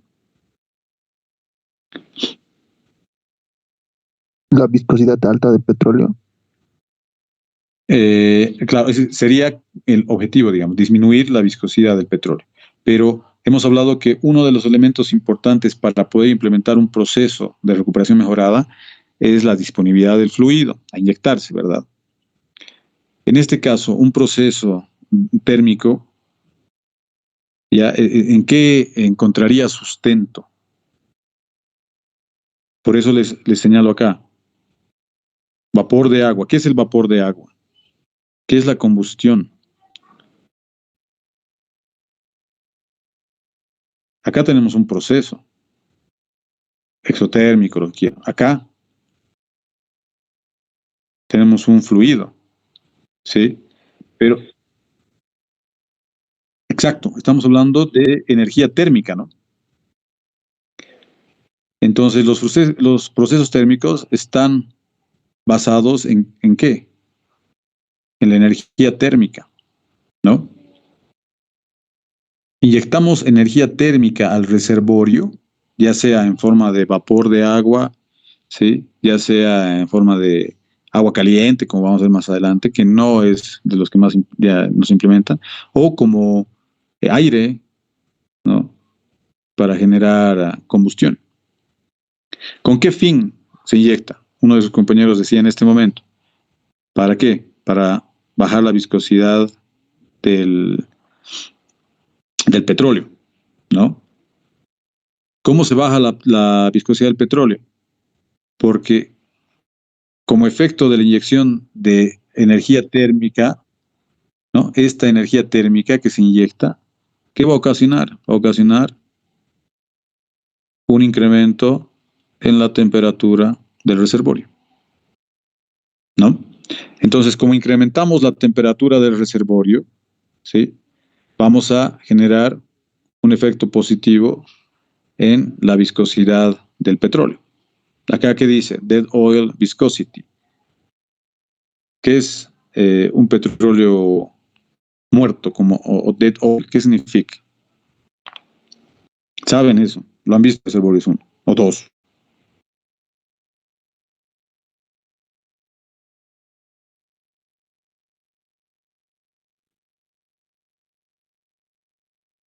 Sí, es algo parecido, ¿no? Porque ¿qué es lo que se produce al principio en un reservorio petrolífero?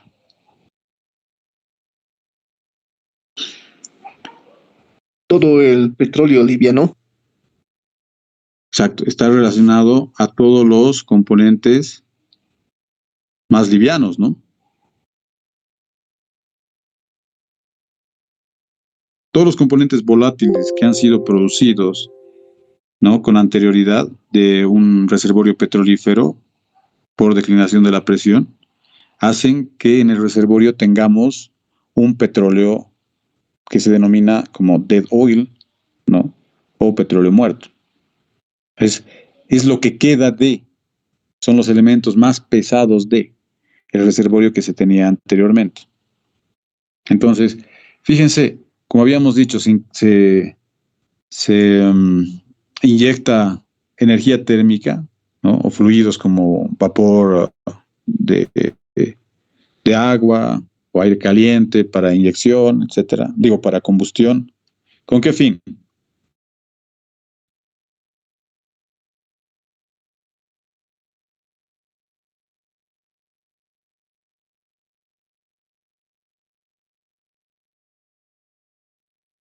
Claro, para lo que hemos dicho, aumentar la temperatura del reservorio. ¿Para qué? Para que este aumento de la temperatura del reservorio genere una disminución de la viscosidad del petróleo que tenemos en el reservorio. ¿Está bien? Fíjense, dense cuenta acá. Bueno, no está sobre la misma línea, pero fíjense, tenemos un petróleo pesado de 14, otro de 16, otro de 18 grados API. ¿Sí? Fíjense las viscosidades. ¿No? Fíjense acá, la disminución de la viscosidad con un incremento a ver, hagamos así ojo de buen cubero, ¿no? De 100 grados Fahrenheit, no sé, acá asumamos que es 200,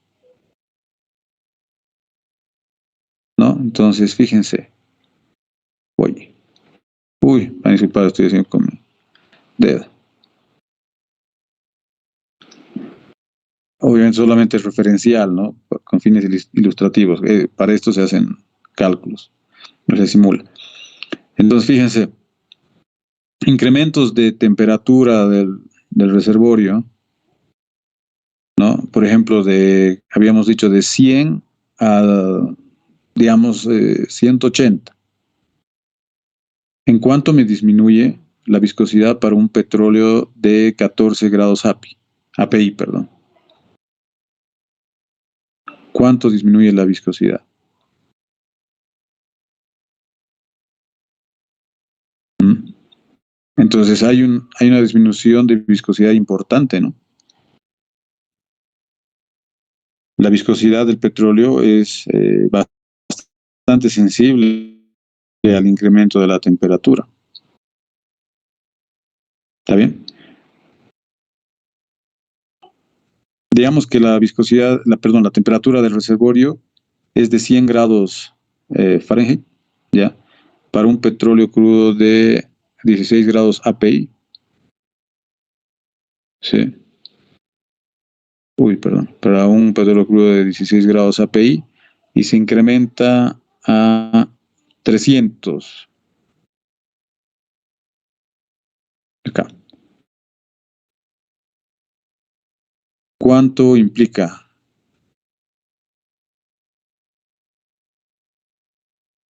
Obviamente va a causar un efecto importante, ¿no? Con reglito, obviamente, mucho más bonito. Claro, claro, y eso es harto, ¿no? Es bastante. ¿Por qué? Porque obviamente va a incidir en la transmisibilidad. Ustedes recuerdan que la transmisibilidad es una de las propiedades más importantes que se tienen en un sistema roca reservorio fluidos, ¿verdad? Mientras mayor es la viscosidad del fluido que tenemos en el reservorio, en este caso puede ser el petróleo crudo, obviamente menor la transmisibilidad, más allá que la capacidad de flujo sea buena, ¿verdad?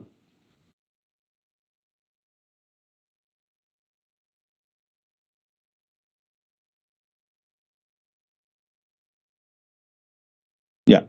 Ustedes se han quedado callados es porque aquí algo no está claro. ¿Algún término, algún concepto, algo de lo que he hablado eh, ahora no está claro o requiere mayor explicación? Ahora solo les he hablado de transmisibilidad. Saben qué es la transmisibilidad, ¿verdad?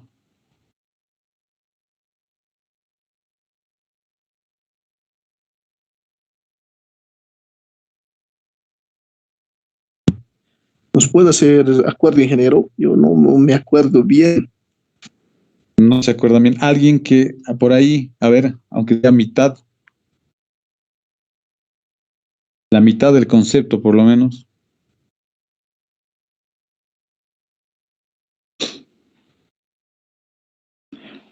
¿Por qué es importante? Porque vamos a hablar de transmisibilidad. Es uno de los elementos más importantes para ver la eficiencia.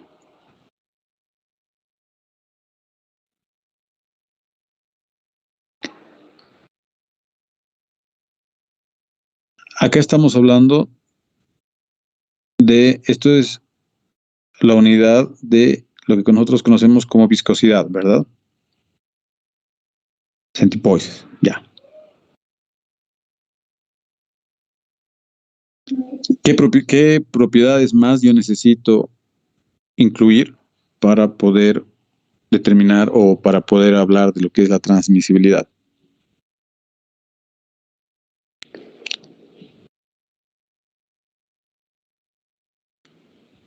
¿Cómo determina un ingeniero petrolero la capacidad de flujo la capacidad de flujo? Por su porosidad también, ingeniero. O sea, tiene que ver en algo la porosidad, pero no es directamente la porosidad. La porosidad incide en la capacidad de flujo. La capacidad de almacenaje sí está totalmente influenciada por la porosidad, ¿no? Pero también ahí entra el tema de la compresibilidad. En este caso, estamos hablando de capacidad de flujo. La capacidad de flujo, a ver, ¿dónde estás? Aquí estás. A la capacidad de flujo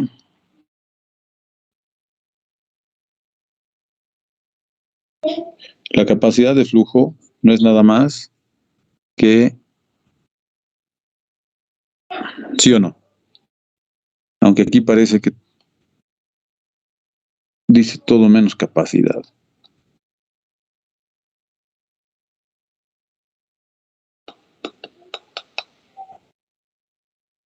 Recuerdan que la capacidad de flujo se determina de esta forma. ¿Han visto ustedes pruebas de pozo, cierto?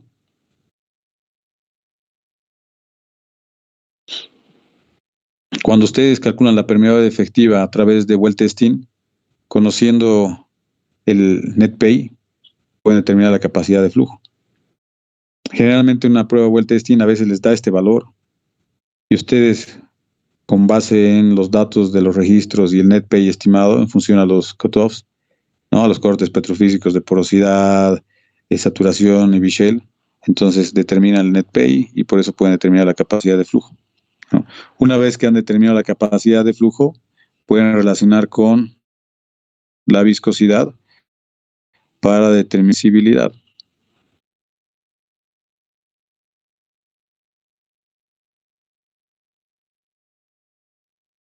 ¿Qué es la transmisibilidad entonces?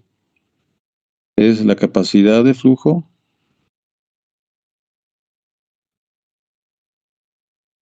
sobre la viscosidad de un fluido.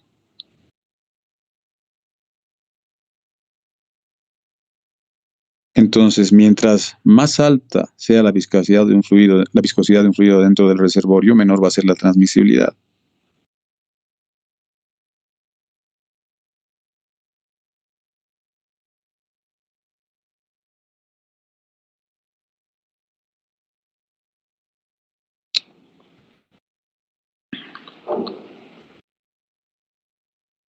¿Quedó bien o algo por...?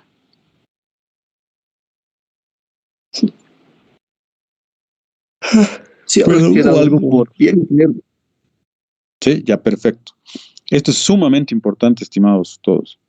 Si alguien quiere aplicar a lo que es ingeniería de reservorios y ser un ingeniero de reservorios, que es la crema innata de la ingeniería petrolera, ¿no? Porque tiene que saber algo de perforación, tiene que saber de producción, ¿no?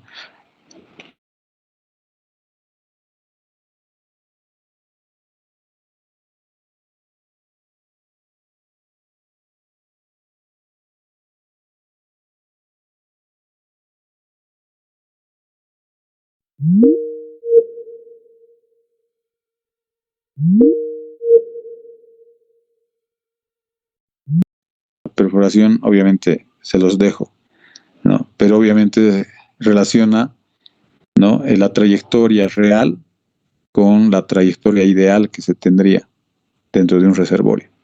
No se olviden que en un reservorio el fluido no va directamente, ¿no? Porque obviamente las gargantas porales no se unen de esa forma. Entonces puede ser que el fluido venga de esta forma. Entonces acá se ve la tortuosidad.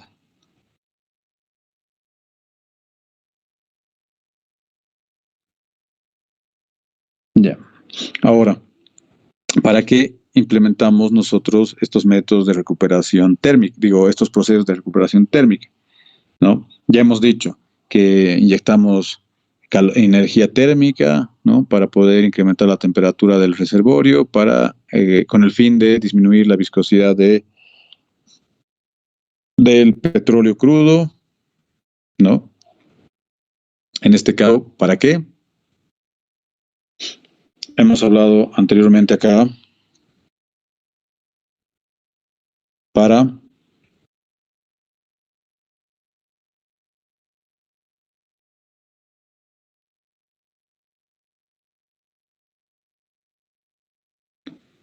disminuir la relación de movilidades, ¿no? ¿Sí?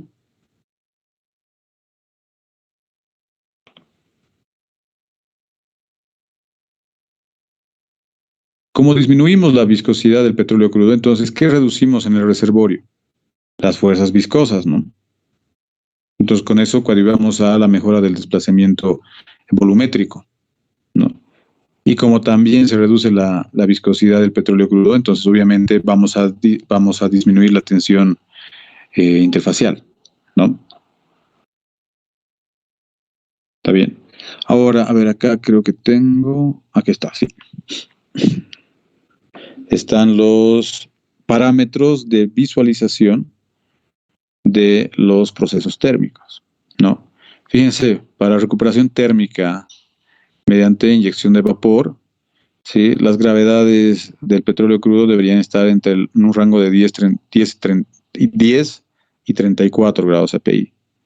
La viscosidad del petróleo debería ser menor a 15.000 centipoises, ¿sí? Para la combustión in situ, menor o igual a 5.000 centipoises, ¿no? Entonces, si tienen un reservorio con un petróleo de 10.000 centipoises, saben que no pueden aplicar combustión in situ. Tiene que ser recuperación térmica mediante inyección de vapor, ¿sí? Obviamente esa es una variable, ¿no? Ese es un parámetro. Tendrán que considerar los demás parámetros, como hemos dicho, espesor en algún momento. Acá ya está en Darcis, no está en milidarcis. Fíjense, espesor del NetPay, ¿sí? Mayor o igual a 20. Y esto tiene su explicación y más adelante les voy a explicar, pero está relacionado con la pérdida de calor en un intervalo muy delgado, ¿ya? También tenemos aquí la temperatura del reservorio, ¿no? Que obviamente como se inyecta un fluido a temperaturas altas, no tiene mucha incidencia. Está la porosidad, fíjense, tiene que tener buena porosidad, ¿sí? Una permeabilidad promedio. Sí, sí, sí, menor o igual.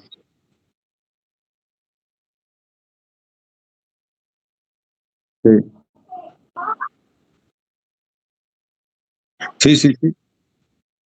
No, tiene razón. O sea, debería ser acá, de acuerdo a lo que dice parámetros in situ, dice menor a 15.000 centipoises, pero podría ser, tengo entendido que podría ser algo mayor. Ahora, si fuese mucho mayor, ya no te da la inyección térmica, lo que sí te da es el SACT, ¿no? Porque tienes un petróleo extra pesado. ¿Y qué es el SACT? El SACT es, voy a poner acá y lo vamos a ver más adelante. Uy, acá es SACT, ¿no? Es la inyección de vapor asistida por drenaje gravitacional, ¿ya? Y lo vamos a ver en un momento, no en un momento más, lo vamos a ver igual la siguiente clase. ¿Está bien? Si es que fuese mayor, a mi criterio podríamos aplicar el SACT, ¿ya? Pero según yo, por lo que he visto en alguna bibliografía, esto podría ser inclusive hasta 20.000 centipoises, un poco más, ¿no? Ahora, por ejemplo, miren acá, yo sé de que si es menor a 20 centipoises, ya no se debería utilizar ningún método de recuperación mejorada. Directamente podríamos aplicar, perdón, no deberíamos aplicar recuperación térmica. Si fuese menor a 20, ya digamos aquí le voy a poner 20, nosotros deberíamos implementar inyección de agua, ¿sí? Quizás con polímeros. Entonces, menor a 20 no va, digamos, ¿no? ¿Está bien?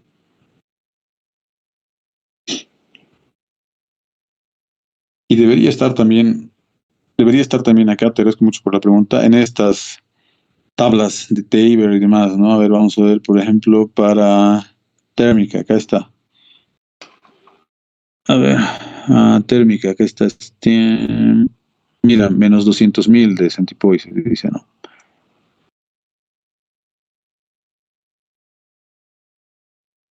¿Te das cuenta? Depende de acá, menos 200.000.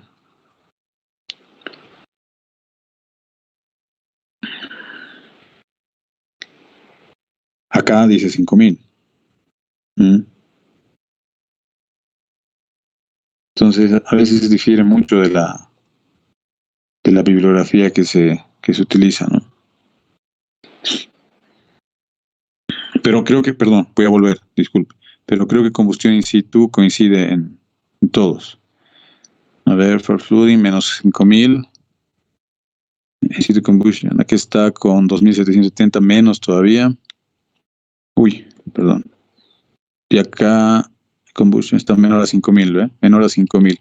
En este sí coincide plenamente, ¿no? En este sí coincide plenamente. En este medio que acá hay una pequeña diferencia con todo lo que hemos visto anteriormente, ¿no? Y obviamente depende también de los resultados que se han obtenido con la implementación de este proceso, ¿no?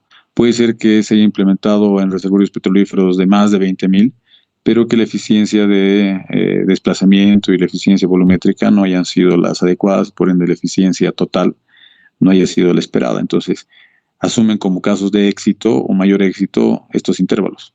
Esa puede ser una explicación bastante lógica, ¿no?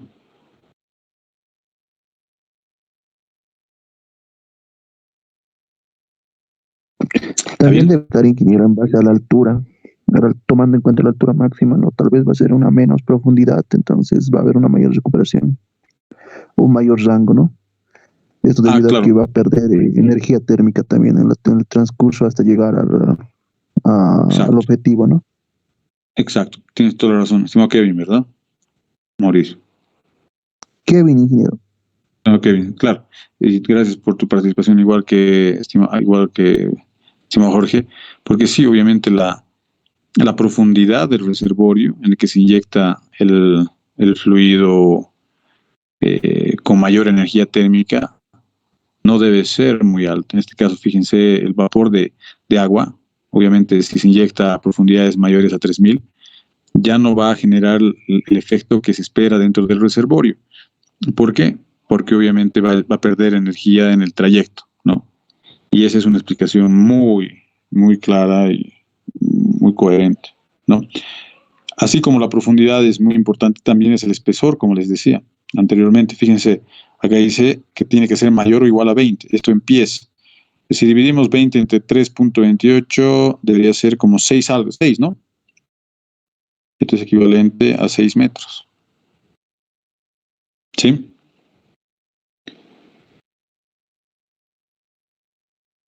Entonces, fíjense, dice 6 metros. ¿Por qué?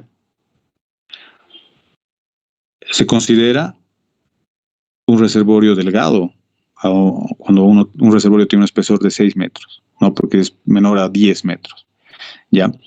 Pero fíjense, ¿por qué 6 metros? ¿Por qué no 10? Hay estudios que establecen que por debajo de 6 metros la pérdida de calor es elevada, ¿no? Entonces, si se pierde calor o energía térmica, ¿qué es lo que pasa con la eficiencia del proceso? Va a disminuir drásticamente, ¿no? Entonces, es un elemento que se debe considerar de manera muy, muy relevante, ¿no? Por ejemplo, otro es la permeabilidad, fíjense, permeabilidad promedio en milidares, 250, ¿no? ¿Por qué 250? Porque si no hay buena permeabilidad o el vapor de agua que se inyecta en el reservorio no puede moverse fácilmente, entonces obviamente igual como va a haber restricción a que se mueva, ¿no? Igual se va a ir perdiendo calor, ¿no? Por eso es que también la porosidad tiene que ser buena, para que haya buenas gargantas porales, ¿no? Si la permeabilidad es baja, el vapor de agua se va a desplazar muy lentamente dentro del reservorio y obviamente en ese intervalo de tiempo se va a perder mayor energía térmica que en un reservorio que tenga buena porosidad, excelente permeabilidad, ¿no? Y como les hablaba anteriormente, y es el tema de la transmisibilidad. ¿Ve? Fíjense. ¿Sí? Mayor o igual a 5 milidarcis por pie sobre centipoise. ¿Por qué?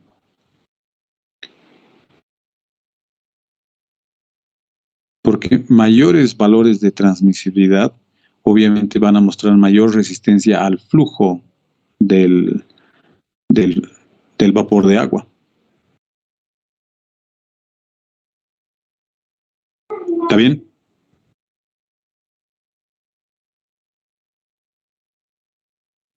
Ahora fíjense acá.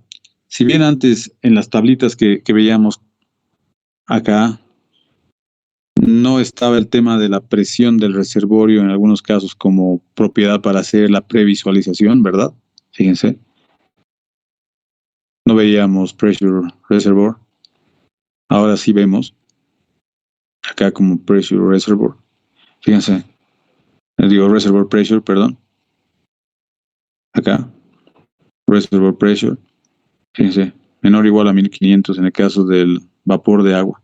¿Por qué creen que ahora sí se debe considerar la presión del reservorio?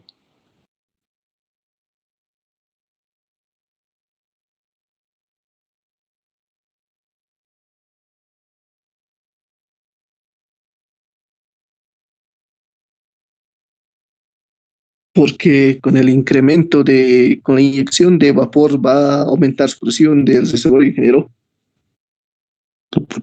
Porque va a incidir en la presión, o sea, si nosotros tenemos mayor presión del reservorio, ya nosotros vamos a tener que inyectar el fluido con una menor presión, porque a mayor presión del reservorio, una determinada presión de inyección puede causar fractura en el reservorio. Nunca se olviden eso. Hay un tema que es muy importante, que es la presión de poro, ¿no? Siempre.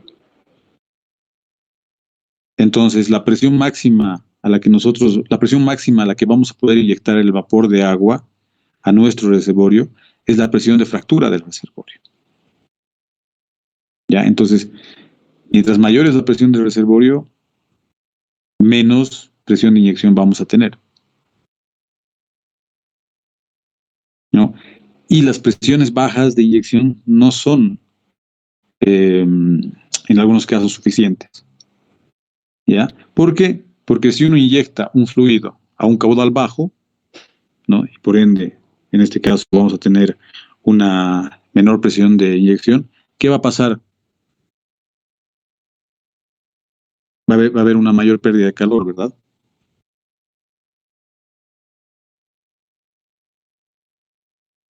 Claro, porque es un volumen más pequeño que se está inyectando en el reservorio. No porque estamos limitados por esa presión del reservorio. Entonces, si inyectamos un volumen pequeño, ese volumen se va a enfriar más rápidamente. ¿Verdad?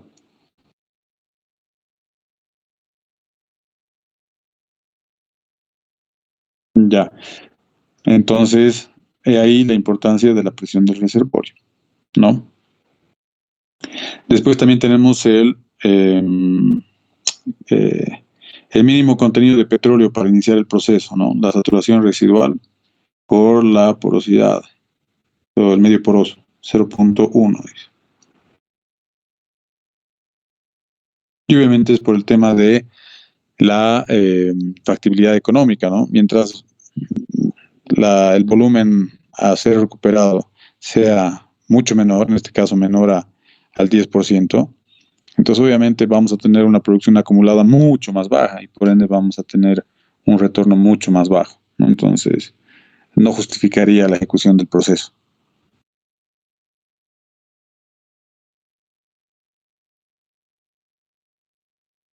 ¿Verdad?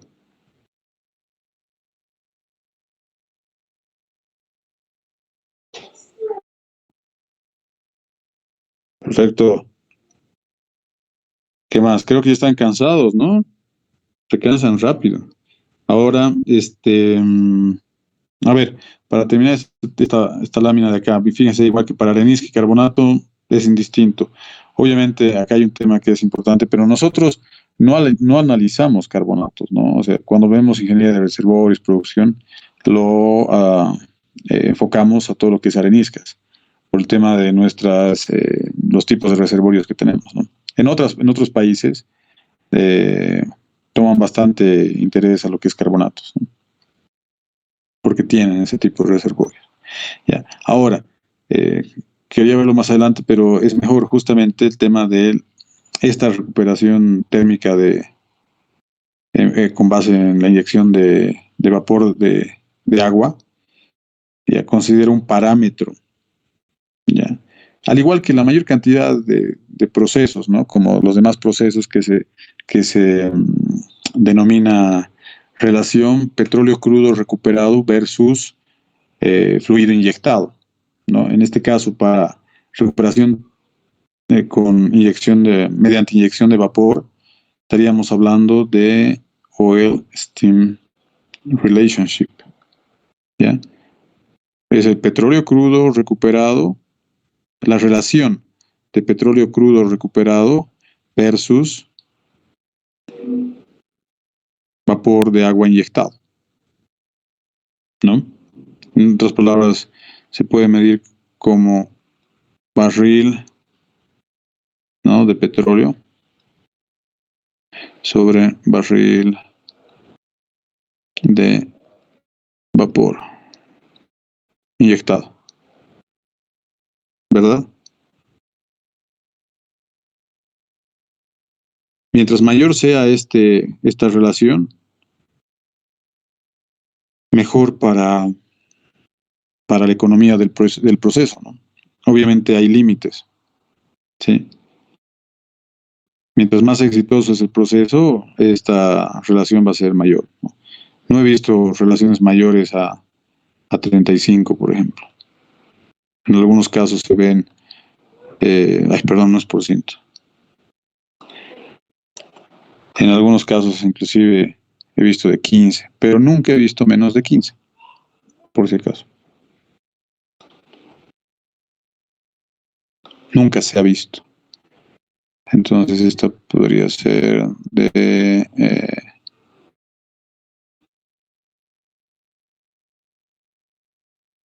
como mínimo, ¿ya? Ahora, una cosa, si ustedes quieren recuperar estos procesos que son importantes, perdón, las propiedades que son importantes, creo que ya está iniciando el seminario de un gran amigo, igual ingeniero petrolero que ha salido de la carrera, que es Rodrigo Heredia. Podrían participar ahí para aprovechar, creo que va a hablar de petrofísica. Rodri. Nos veríamos conmigo el miércoles, si no tienen más preguntas. Vamos a continuar y vamos a entrar con mayor detalle.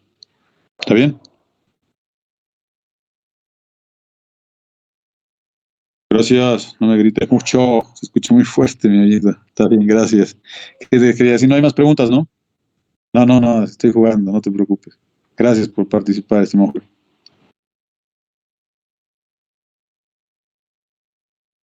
Bueno, muchachos, si no hay más preguntas, entonces nos vemos la siguiente clase, ¿no?